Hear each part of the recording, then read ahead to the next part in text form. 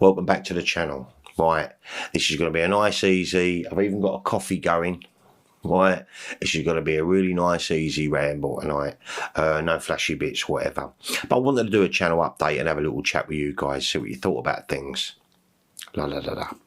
Right, before I start, hope you've had a nice weekend. Mine's been pretty lazy, really. Done a few bits and bobs, but it's been pretty lazy. Right. First thing I want to bring up is the comments. I'm struggling with writing back to everyone. I don't get that many comments. I mean, obviously, as channels grow, I suppose it gets really out of hand. But I've always been kind of on top of the comments. Well, within reason, you know. But it's not necessarily the latest video I'm putting out. I'm still commenting on older videos. Quite a lot of them. And obviously, the more content you put out, people are discovering your channel all the time and you're trying to reply to everyone. It can take up a lot of your time. And you don't want to be rude. You want to reply because people have got genuine questions they want to ask you. And what do you think of that? And maybe you should listen to this, and etc, etc, etc. And you do want to interact. That's the whole point of this thing, you know. But sometimes it's a struggle. Now, I don't know what the written rule is or the unwritten rule is. I'll try and get through as many as possible. But as of late, I'm just missing loads. As I go back on my video and I think, I've not answered him yet, and I'm off again, you know. It's very, very difficult. I don't know how I'm going to get around that. Maybe I may, if there's enough questions on there, do a video response and actually do a video on it. So then that way... But it's the old videos that are problematic, you know. They're not problematic. I'm glad people are watching them, you know, but you're still getting comments on it. That's what I'm saying. Anyway, that was just a question. I was just curious. Bit pointless, maybe. I don't know. Right. As you know, recently, the last couple of... Well, I wouldn't say the last... Well, the last few, apart from Strange Ways. Strange Ways, Here We Come, sounded amazing. And so did Prince's Around the World in a Day on vinyl. But What's the Story, Morning Glory by Oasis, the anniversary coloured vinyl edition. I can't even begin to tell you how disappointed I was with that. I really was. And the last vinyl play I did, Different Class. I was so gutted. Now, if I'd have done a little bit of research, as I'm starting to now, I would have gone on to either Discogs, which some of them at the bottom tell you about the pressing of the record, that you know, so, but, you know, sometimes when you're in a record shop, you don't think to do all this, or the Steve Hoffman forums. People out there in the vinyl community probably know much more about this stuff than me, but I've been on the Steve Hoffman forum, and it's, on certain album, it's really, really in-depth. It's quite fantastic, really. But how do you know, you know? How do you guys rap the shit ones out? Sorry about my swearing, but it's so infuriating to me. I know there's bad pressings. I know there is. But I also don't think there's any excuse for it nowadays, you know? There just isn't. I know there's cash cows and music companies are just ruthless. They don't really care about us and what we're listening to. Some do. Not all, some do. But most just want your 25 quid for the album. They don't care. They're laughing all the way at the bank. These albums were released years ago. It's just like double bubble. But I do think they could put a little bit more love and care into some of them. I mean, I've got some records. I've been really lucky, really, when you think about it. I've been doing vinyl plays for the last 3 years. Now, bearing in mind, when I first started doing them, I only had that little stereo, that little turntable that I got for Christmas off the wife that started this whole thing again. And it sort of like changed a little bit. And now, obviously, I've got better speakers, better turntable, better amp. And I think I'm becoming a little bit fussy. I think I'm becoming really fussy, actually. As soon as that needle drops, if it's a noisy vinyl, I'm not happy. If it's too quiet, you know, if it's too quiet, you turn it up. Every other, the surface noise and whatever else is going to be on that record is also going up with it. Now, don't get me wrong. When you do get an album like Revolver, or you get an album like The Clash's London Calling, or even the Smiths, Strange Ways, Here We Come, the vinyl blows the CD out of the water, 100%. You're there, you're in the moment. You're the Pink Floyd ones, Bernie Grundman, you know. The Pink Floyd albums sound fantastic, the reissues. They really do. But some of the albums that I want, I've been really lucky with me Tom Waits. And he do a really, really good job.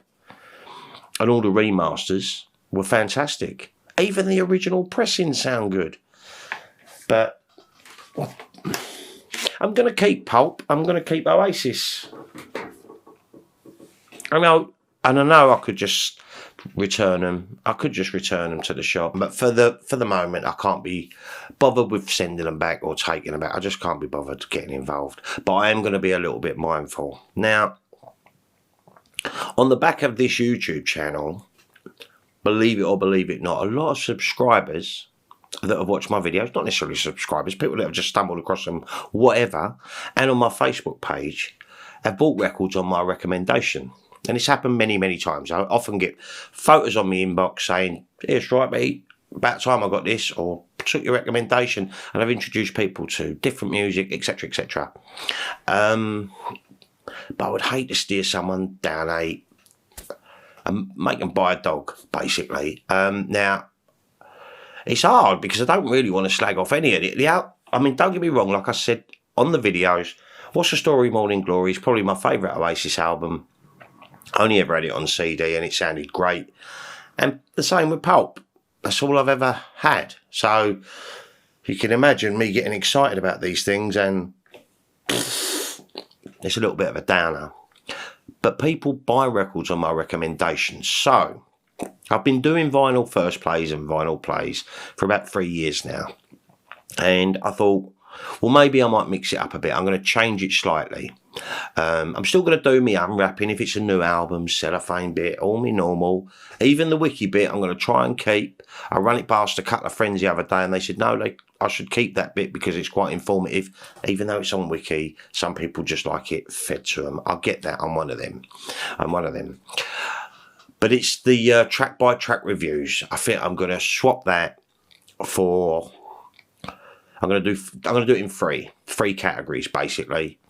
What I think of the record, maybe do it out of 10, you know.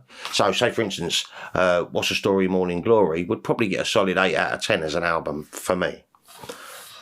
The presentation, so the cover, extras, the glossiness, the print, all of that stuff, the look of the record, the presentation of it, that's going to be my second part. Not sure how I'm going to do this yet, but I'll figure it out. And finally, the sound quality of the vinyl, the pressing. I think that one is paramount, really, because, like I said, I'd hate to send someone, or someone will see a video and think, look, oh, that looks fantastic, I'll go and get that, and they get it home on their lovely bit of kit, sit back and they think, thanks, thank you very much for that. It's not nice to say things are crap, but I think I owe it to you guys to be honest about these things. I'm hoping I'm not going to buy too many dogs because I'm going to do a little bit more digging in. I mean, like I said, over the last 3 years, I've had one or two, but generally they've all been positive, you know, from Forever Changes to Disraeli Gears. They sounded great. But then ones that come in that sound bad, it's depressing. So I'm going to try one over the next couple of days, and it will be the soundtrack to the movie, the 1973 movie, The Wicker Man. I own it on vinyl. My daughter got me it last Christmas, I do believe. So I'm going to try it on that just to see how it works, and then I can get back to putting them out there. Now, before I sign off, I had a question today, and I thought I would read it out on here, and you'll see why. Right, Tom H. asked, great stuff, Mr. Stripe. I was curious how you edit and what computer you use, what camera you film with. I know it's a lot of questions, so I'm going to do a video response to that, Tom, and show you guys obviously as well, of my computer and the stuff that I use to record, the lights, etc., sound recorder. Yeah, just show you all the stuff and the process that I'll go through.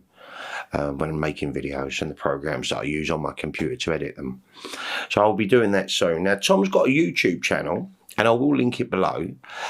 He does vinyls, part of the VC community, does records, does music, and does some film, like shows his DVDs and some of his box sets and stuff like that.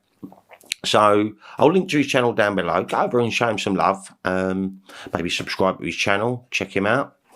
And I'll be doing that video soon. So I'll try and get that done maybe tomorrow or Tuesday.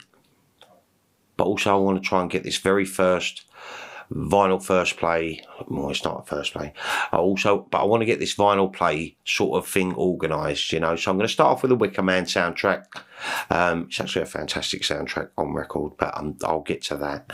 And try this new format. And I do want to try and get the videos 15 minutes or less. Preferably, I'm hoping to get them sort of just around about 12 minutes mark. That would be absolutely amazing if I can do that.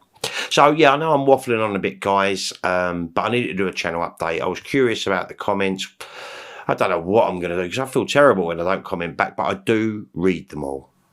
I really do. I read them all. I'll figure it out and figure it out. But yeah, so I know it's a little bit mishmashy all over the place. You're used to it with me, I guess. Right. Have a great week, people. Thanks for watching. I'll be back with another ramble real soon. Take care.